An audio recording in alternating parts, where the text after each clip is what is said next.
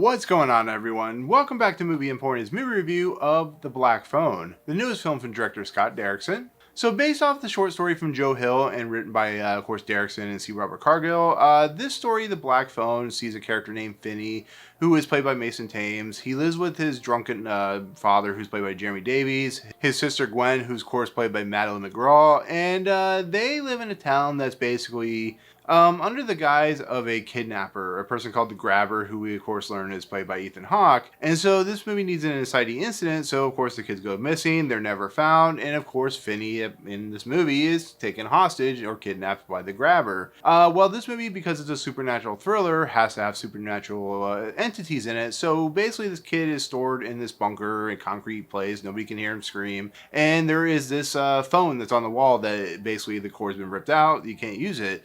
Well, the twist is the phone works, and he starts hearing the kids that have, of course, been kidnapped, and as you learn, they've probably been murdered in a lot of aspects. And it basically sees Finney trying to escape while his, the town searches for him to try and find him before he eventually is killed. And it becomes kind of a, escape type movie as well as, like I said, supernatural thriller with the black phone and stuff like that. So, to be fairly honest, I actually am a pretty big Scott Derrickson / C. Robert Cargill fan. C. Robert Cargill and Scott Derrickson are kind of a team at this point.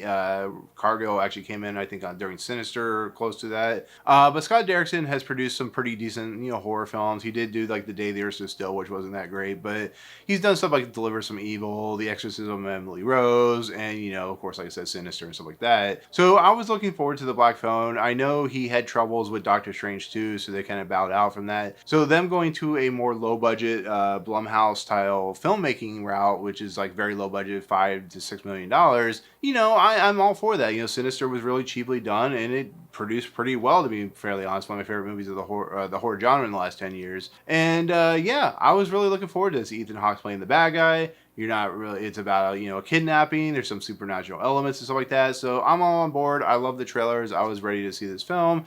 It premiered at, I think, CinemaCon or something like that. A lot of people really loved it. So I was hyped. I was really looking forward to this movie. So, for my honest review of this movie, and go with me for a second because this won't make any sense at first. You'll be like, what are you talking about? Just go with me on this. But this movie reminds me of Lightyear, to be fairly honest. And what I mean by that is this movie has a perfect first half. I love the first half of this movie. I think it's interesting. I think it has a lot of interesting moments and ideas and concepts. I think the idea of Ethan Hawke as a grabber is an interesting, very callback to the 70s or 80s styles of horror thrillers, suspense thrillers, or whatever. So it was really working on me like Lightyear did. Lightyear was perfect in the first half. It's when the kid Finney gets kidnapped, and I'm going to keep this as non-spoiler as possible, like I said, but when Finney gets kidnapped and he's taken down to the hole, there's pieces and parts that really do work. I think the black phone stuff and how Derrickson shoots that section with a cinematographer, how it brings in, the characters and stuff like that, where he's talking on the phone and the other characters are like talking to him. So there's like, you get a good, interesting visual perspective. I think that stuff works, but I think the thriller is so convoluted and so been there, done that before, that it really just doesn't feel like, especially when it gets to its conclusion, that it's satisfying, to be fairly honest. And it doesn't take away from like the creepiness and the uncomfortable nature of what Ethan Hawke is doing, because it's absolutely fantastic. It's one of his best roles you've ever seen him do in movies and stuff like that, because he has a way about just like this cadences in this movie, and the way his story plays out, the way Finney's story plays out, the way it kind of concludes. I just wasn't really on board by that, and I really felt like it fell completely underneath the earth that was very fragile to begin with, because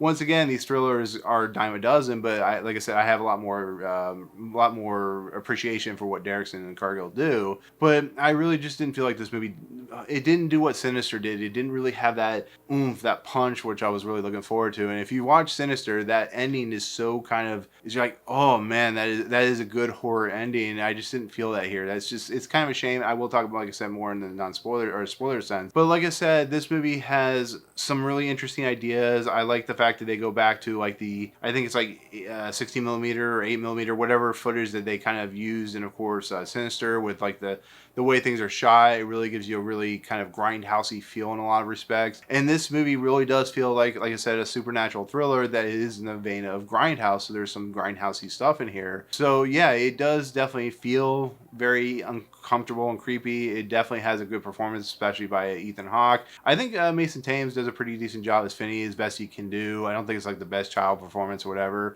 Madeline McGraw, she has like a really interesting arc in this movie that I wasn't totally on board with. And then Jeremy Davies, who plays the drunk father, I really wish they would just not have the father in this movie, because he's done much better stuff in like earlier films that I don't really feel like he connected very well as that father who just really does some despicable things in this movie. But it is what it is. I can't hate on him for picking a role like this, because it is Jeremy Davies doing Jeremy Davies, but I expect a little bit more out of it. It's just my honest opinion. To kind of conclude this review, at least this non-spoiler review, I really did enjoy for the most part this movie. I had some issues, like I said, I will talk about, but it's a movie that I think, you know, really you get a good sense that Scott Derrickson really loves this type of genre. He loves doing it with C. Robert Cargill when it comes to the writing and the feel and the quality of the nature around them and stuff like that. But once again, it does fall in like some tropes that I really didn't care for too much, and it just overall it kind of was a little bit of a disappointment. It doesn't mean it's terrible. It doesn't mean you won't have some fun with it. I just think overall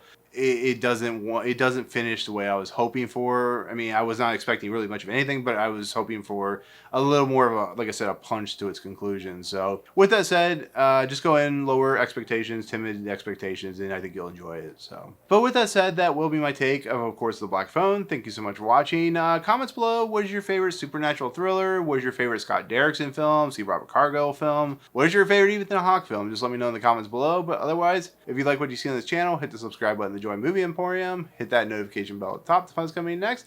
If you like this video, awesome. Hit that like button. As always, we'll see you guys on the next video. Peace out.